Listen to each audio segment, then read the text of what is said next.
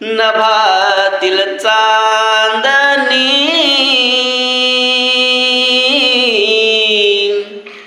वदे तो चंद्रमा करी पवन अमा पौर्णिमा नभातील चांदणी वदे तो चंद्रमा वैशाखी पौर्णिमेचा आनंद या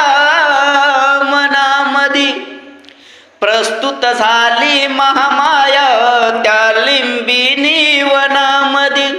सुदोधन राजाला